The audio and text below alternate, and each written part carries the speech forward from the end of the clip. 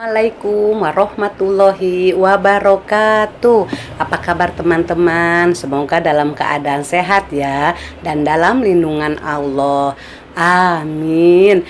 Kali ini Bu Eti akan menjelaskan tema tentang binatang laut, yaitu ikan paus. Sebelumnya mari kita berdoa ya. Bismillahirrohmanirrohim. Robbi zidni ilma warzuqni fahma. Amin.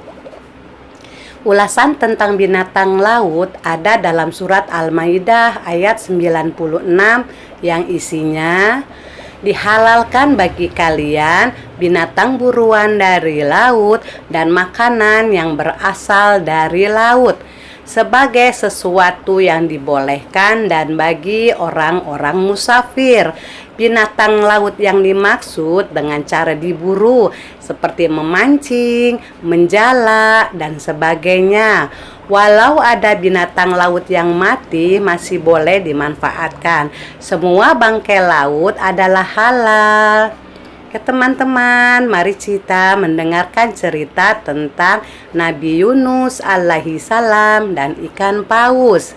Bermula karena Nabi Yunus alaihi salam merasa putus asa karena kaumnya banyak yang tidak mau mengikuti ajarannya. Mereka hanya mau menyembah berhala yang diturunkan oleh nenek moyang mereka. Dengan perasaan sedih dan putus asa, akhirnya Nabi Yunus pergi meninggal kaumnya yang masih saja gemar menyembah berhala.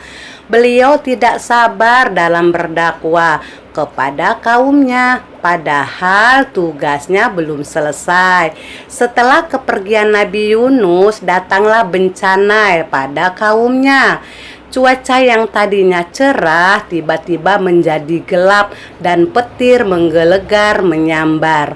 Akhirnya satu persatu penduduk menyadari kesalahannya. Mereka bertobat dan memohon ampun kepada Allah.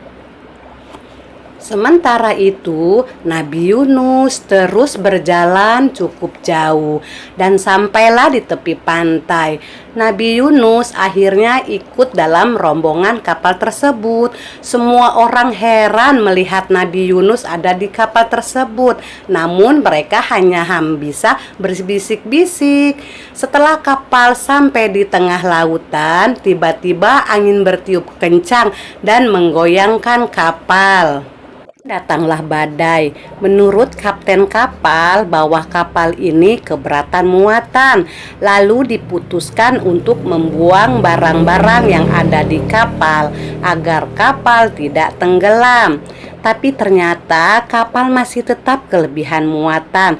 Lalu kapten kapal memutuskan agar ada orang yang keluar dari kapal ini. Lalu diadakan undian agar adil. Dituliskan nama para penumpang pada lembar kecil yang akan dikocok. Ternyata yang keluar nama Nabi Yunus, bahkan sampai 3 kali undian. Akhirnya Nabi Yunus keluar dari kapal tersebut. Setelah Nabi Yunus terjun ke laut, muncullah ikan paus yang sigap menelan beliau. Ketika di dalam perut ikan paus, Nabi merasa kegelapan lahir dan batinnya. Lalu Nabi Yunus berdoa kepada Allah seperti pada surat Al-Anbiya ayat 87. Dan Allah menerima doa Nabi Yunus.